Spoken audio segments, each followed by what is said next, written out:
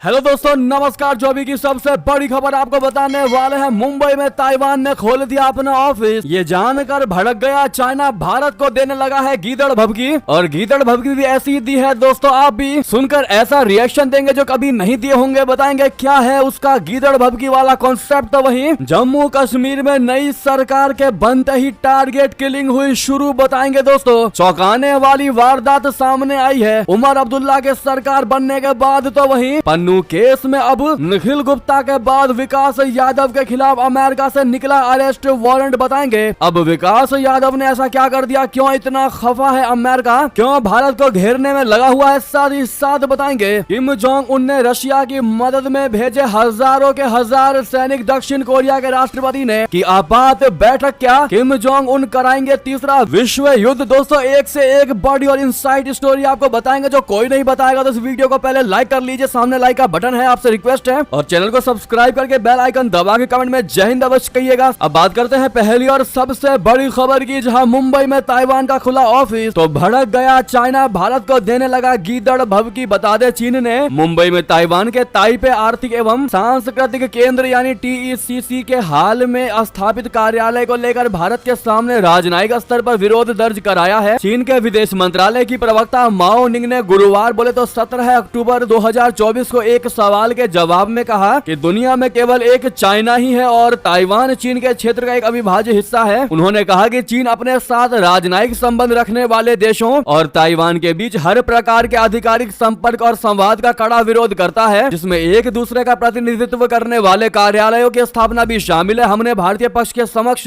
गंभीर विरोध दर्ज कराया है। जी हाँ, चीनी विदेश मंत्रालय के प्रवक्ता माओ निंग ने कहा कि एक चीन के सिद्धांत पर भारतीय पक्ष की ओर से गंभीर राजनीतिक प्रतिबद्धता जताई गई है और ये चीन भारत संबंधों के लिए राजनीतिक आधार का काम करती है। उन्होंने कहा कि चीन भारतीय पक्ष से आग्रह करता है कि वो अपनी प्रतिबद्धताओं का सख्ती से पालन करे, ताइवान से संबंधित मुद्दों को विवेकपूर्ण और उचित तरीके से सुलझाए, भारत ताइवान के साथ किसी भी प्रकार की आधिकारिक बातचीत न करे और चीन भारत संबंधों को सुधारने की प्रक्रिया में बाधा डालने से बचे। यानी कि दोस्तों, भारत को ज्ञान देने की कोशिश कर रहा है, भारत को चेतावनी देने की कोशिश कर रहा है चाइना कि भारत को क्या करना चाहिए ताइवान को लेकर और क्या नहीं। वो ज्ञान दे रहा है जो खुद दूसरे देशों पर अत्याचार करता है, बेवजह उनके जमीनों को हड़पता है और अंदर ही अंदर उस देश को काटने की कोशिश करता है। वो देश भारत को ज्ञान देने की कोशिश कर रहा है। बहरहाल दोस्तों, इस गीदड़ भभकी से भारत ना कभी डरा है ना कभी आगे डरेगा और ताइवान भारत के लिए एक अलग देश था, है और आगे भी रहेगा। जिस प्रकार से चाइना भारत की बात नहीं मानता, भारत लगातार बातचीत से मुद्दों को सुलझाने में लगा रहता, उसके बावजूद भी भारत को नकारने की कोशिश करता है चाइना। ऐसे में भारत कैसे उसकी बात मान ले। अगर आप भी मानते इस मुद्दे में पॉइंट तो है तो अपनी राय देना मत भूलिएगा दोस्तों और सामने लाइक का बटन जरूर दबा दीजिएगा। साथ ही साथ नेक्स्ट खबर बता दें, जम्मू कश्मीर में अब्दुल्ला की नई सरकार बनते ही टारगेट किलिंग शुरू, दूसरे राज्य के शख्स को मार दिया गया। जी हां दोस्तों, जम्मू कश्मीर के शोपियां में आतंकवादियों ने एक गैर स्थानीय व्यक्ति की गोली मारकर हत्या कर दी। ये घटना जैनापोरा इलाके में हुई, जहां सुरक्षा बल मौके पर पहुंच गए हैं और तलाशी अभियान शुरू कर दिया है। पूरे इलाके की घेराबंदी कर दी गई है। इस बीच पीड़ित के शव को अस्पताल लेकर जाया गया, जो बिहार का रहने वाला बताया जा रहा है। मीडिया रिपोर्ट में मृतक का नाम अशोक चौहान बताया जा रहा है। पुलिस ने इस घटना का संज्ञान लिया और जांच शुरू कर दी। हालांकि घटना के कारणों का अभी तक पता नहीं चल पाया है। जम्मू कश्मीर में टारगेट किलिंग की यह घटना ऐसे समय हुई है जब नेशनल कॉन्फ्रेंस के नेता उमर अब्दुल्ला ने बीते बुधवार को जम्मू कश्मीर के मुख्यमंत्री के रूप में शपथ ली। 2019 में अनुच्छेद 370 को निरस्त किए जाने के बाद केंद्र शासित प्रदेश में ये पहली चुनी हुई सरकार है। अब्दुल्ला ने 5 अन्य मंत्रियों के साथ शपथ ली, जिनमें से 3 मंत्री जम्मू क्षेत्र के और 2 कश्मीर घाटी के हैं। उपराज्यपाल मनोज सिन्हा ने डल झील के किनारे शेर कश्मीर अंतर्राष्ट्रीय सम्मेलन केंद्र में अब्दुल्ला और उनके मंत्रियों को पद और गोपनीयता की शपथ दिलाई। जी हाँ, अब ऐसे में दोस्तों, अब्दुल्ला की सरकार बनने के बाद जिस प्रकार से टारगेट किलिंग शुरू होता दिखाई दे रहा है, ये बहुत बड़ा क्वेश्चन मार्क है अब्दुल्ला की सरकार पर। अभी तो शुरुआत है, आगे आगे देखते हैं क्या होता है, क्या कंट्रोल कर पाएगी अब्दुल्ला की सरकार या फिर ये टारगेट किलिंग बढ़ता ही जाएगा। आपको क्या लगता है दोस्तों, क्या अब्दुल्ला की सरकार कंट्रोल कर पाएगी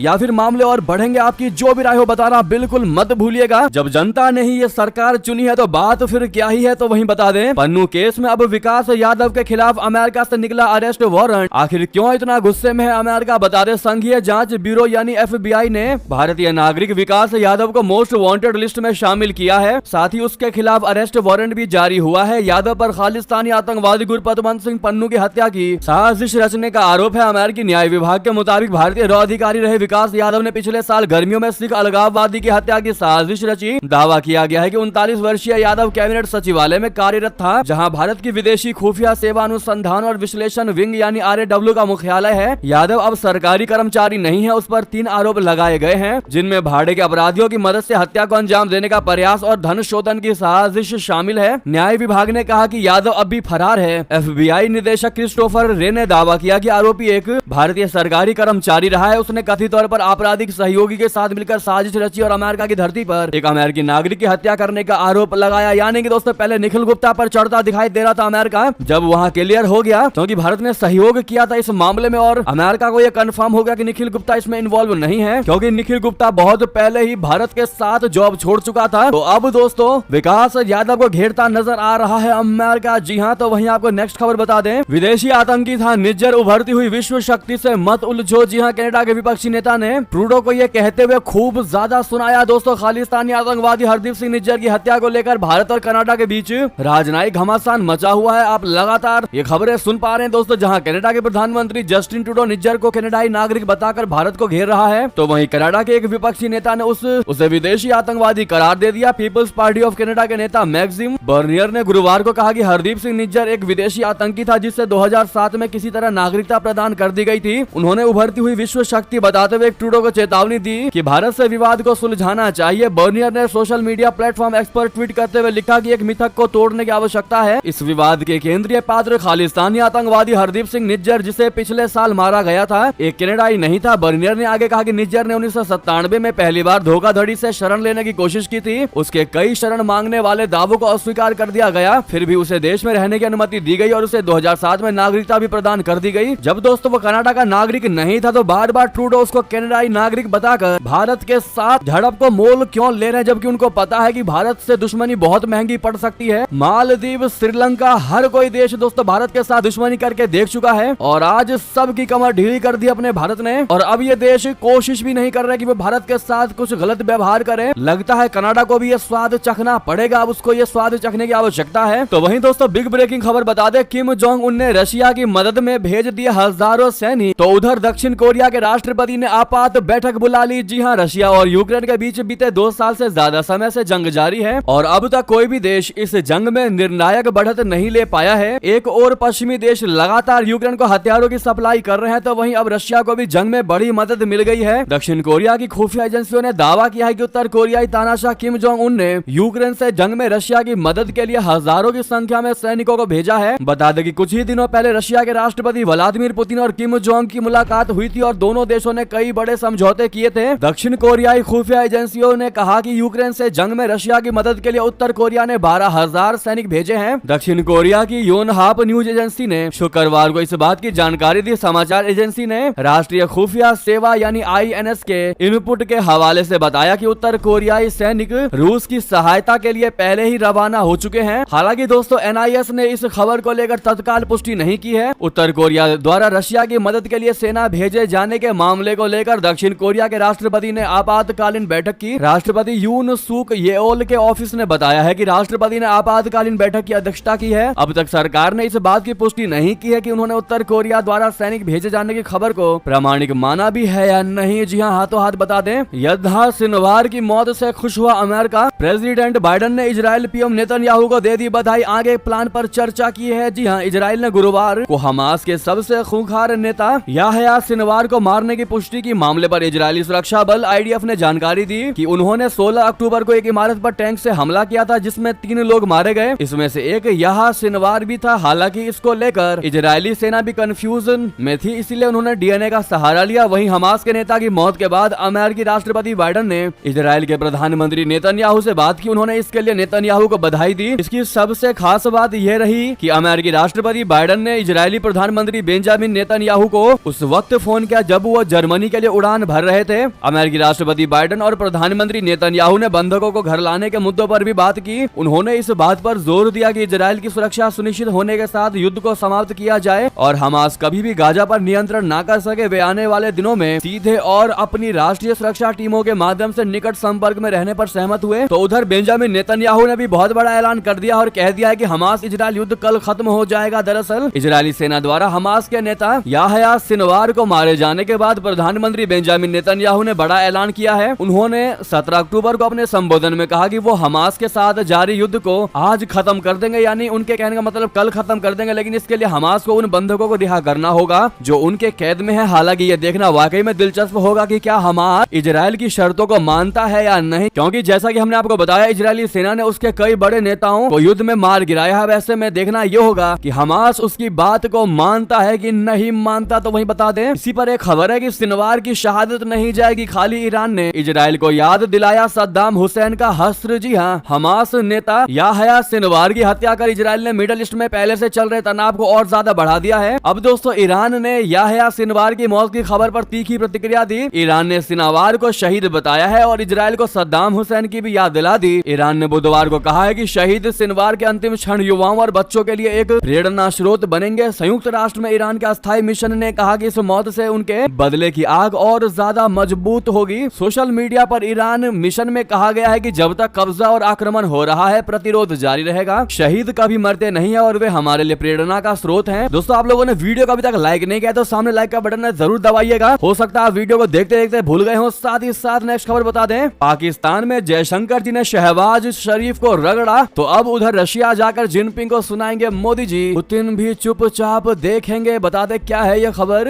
दरअसल पाकिस्तान जाकर जयशंकर जी ने शहबाज शरीफ को खूब रगड़ा। आप तो जानते ही हैं, जो हमारी खबरों को डेली देखते हैं उनको एक एक चीज की जानकारी होगी। आतंकवाद पर जो ना कहना था इशारों में, जयशंकर जी ने वो कहते हुए खूब सुनाया। अब सुनने की बारी चीन की है। प्रधानमंत्री मोदी अब रशिया जाकर शी जिनपिंग को खूब सुनाएंगे। तुर्रा ये कि पुतिन भी सामने रहेंगे मगर चुपचाप देखते ही रह जाएंगे। जी हाँ, विदेश मंत्री जयशंकर जी के पाकिस्तान दौरे के बाद अब प्रधानमंत्री मोदी जी रूस जा रहे हैं। पीएम मोदी ब्रिक्स समिट में हिस्सा लेने के लिए रशिया जा रहे हैं। पीएम मोदी जी 22 और 23 अक्टूबर को रूस दौरे पर रहेंगे। खुद व्लादिमीर पुतिन ने पीएम मोदी को ब्रिक्स समिट के लिए न्योता दिया है। विदेश मंत्रालय ने कंफर्म कर दिया है कि प्रधानमंत्री नरेंद्र मोदी ब्रिक्स शिखर सम्मेलन में भाग लेने के लिए रशिया जाएंगे। प्रधानमंत्री मोदी राष्ट्रपति व्लादिमीर पुतिन के निमंत्रण पर 22 से 23 अक्टूबर को रशिया की यात्रा पर रहेंगे। प्रधानमंत्री मोदी अपनी रूस यात्रा के दौरान ब्रिक्स समिट को संबोधित करेंगे। इस समिट में ब्रिक्स देशों के राष्ट्राध्यक्ष शामिल होंगे। चीन की ओर से जिनपिंग भी होंगे। प्रधानमंत्री मोदी चीन को उसकी साम्राज्यवादी नीतियों को लेकर घेरेंगे और खूब ज्यादा बातें सुनाएंगे। चीन जिस तरह से पड़ोसियों को आंखें दिखाता है और भारत को घेरने की कोशिश करता है, ऐसे में पीएम मोदी ब्रिक्स के मंच को उसकी पोल खोलने के लिए इस्तेमाल अवश्य करेंगे। ऐसे में पीएम नरेंद्र मोदी जी को ऑल द बेस्ट कहना आप लोग बिल्कुल मत भूलिएगा और लगे हाथों लॉन्ग लिव मोदी जी जरूर कह दीजिएगा। दोस्तों, साथ ही साथ आपको बता दें, दुश्मनी के बावजूद इन वस्तुओं के लिए पाकिस्तान पर निर्भर है अपना भारत। क्या आपको पता है दोस्तों, आखिर वो कौन सी चीज है जो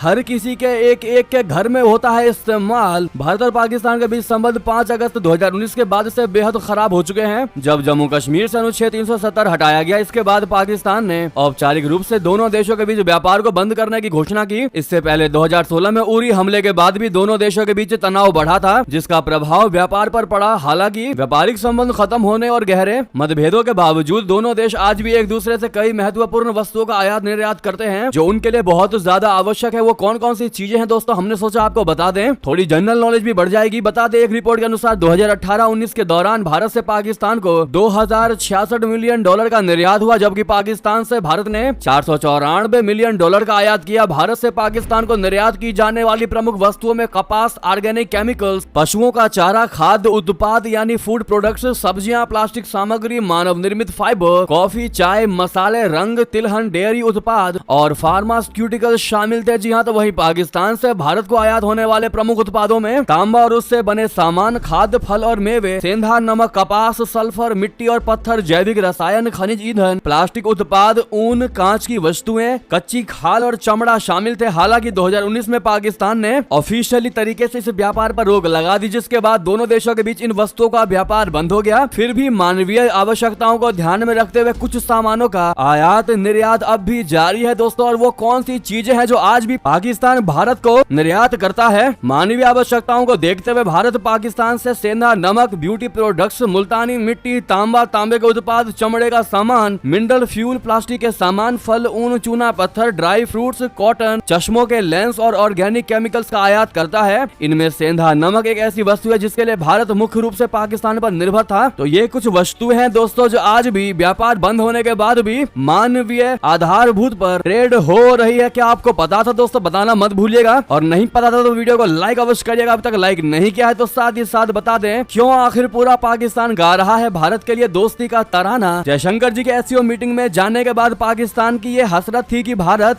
के साथ चर्चा हो, लेकिन भारत ने पाकिस्तान की हसरत को पूरा नहीं किया। इस समय पूरा पाकिस्तान भारत के लिए दोस्ती का तराना गा रहा है। पहले बिलावल भुट्टो और अब पाकिस्तान के पूर्व प्रधानमंत्री नवाज शरीफ ने दोस्ती की हिमायत दी। नवाज शरीफ ने कहा कि हाल ही में संपन्न शंघाई सहयोग संगठन यानी एससीओ शिखर सम्मेलन पाकिस्तान और भारत के बीच संबंधों को सुधारने की दिशा में एक नई शुरुआत साबित हो सकता है। एक हफ्ते में ये दूसरी बार है जब पाकिस्तान के किसी बड़े नेता ने भारत के साथ दोस्ती की हिमायत की। बता दें कि विदेश मंत्री जयशंकर जी ने 15 और 16 अक्टूबर को इस्लामाबाद में आयोजित एससीओ के शासनाध्यक्षों की परिषद की 23वीं बैठक में भाग लिया और ये लंबे समय में किसी भारतीय विदेश मंत्री की पहली पाकिस्तान यात्रा थी। 10 सालों बाद ऐसी यात्रा हुई है दोस्तों। साथ ही साथ आपको बता दें, भारत को हथियार देने वाला देश कर रहा इजराइल के दुश्मन की मदद। नाटो सदस्य पर भी बड़ा आरोप। जी हाँ, मिडल ईस्ट की जंग में अब रशिया और तुर्की की एंट्री हो चुकी है। इजराइल ने ईरान के प्रॉक्सी हमास और हिजबुल्लाह की मदद करने का आरोप लगाया है। इजराइल के प्रधानमंत्री बेंजामिन नेतन्याहू ने एक फ्रेंच अखबार से बातचीत में आरोप लगाया है कि लेबनान में हिजबुल्लाह के ठिकानों से रशिया के हथियार मिले हैं। वहीं बुधवार को इजराइल की घरेलू खुफिया एजेंसी शिन बेत ने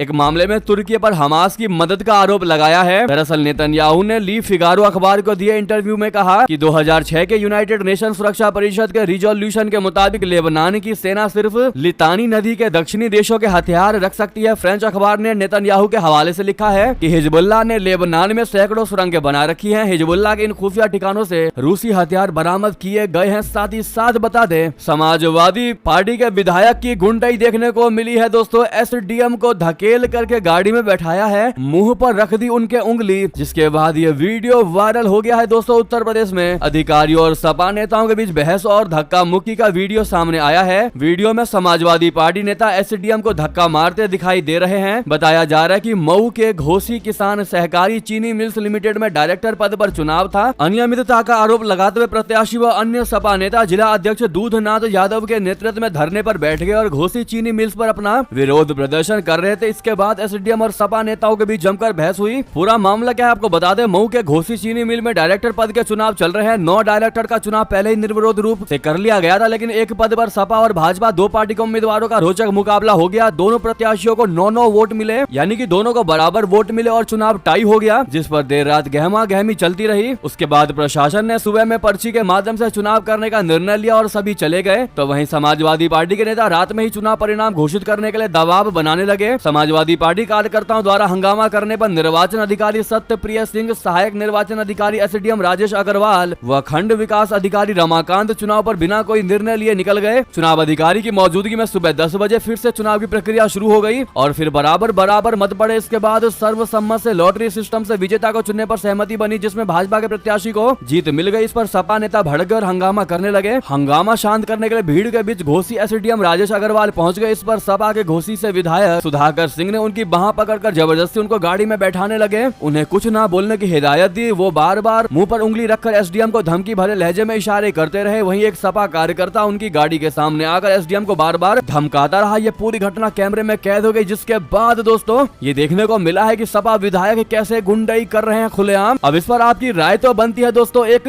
सरकारी व्यक्ति को इस प्रकार से धक्का देना, मुंह पर उंगली रखवा देना और गाड़ी में धकेल कर बैठा देना, अगर आप भी मानते हैं ये एक्सेप्टेबल नहीं है तो अपनी राय देना मत भूलिएगा। बहरहाल ये थी अभी की सारी बड़ी खबरें। आपको खबर कैसी लगी? आशा करता हूँ बहुत अच्छी लगी होगी। थोड़ी भी अच्छी लगी तो वीडियो को लाइक करके, चैनल को सब्सक्राइब करके, बेल आइकन दबा के कमेंट में जय हिंद अवश्य कह दीजिएगा दोस्तों। और दोस्तों में, रिश्तेदारों में इस वीडियो को शेयर करना मत भूलिएगा। फेसबुक, व्हाट्सएप, ट्विटर के माध्यम से। मिलता अगली खबर में। बहुत बहुत धन्यवाद। जय हिंद, जय भारत।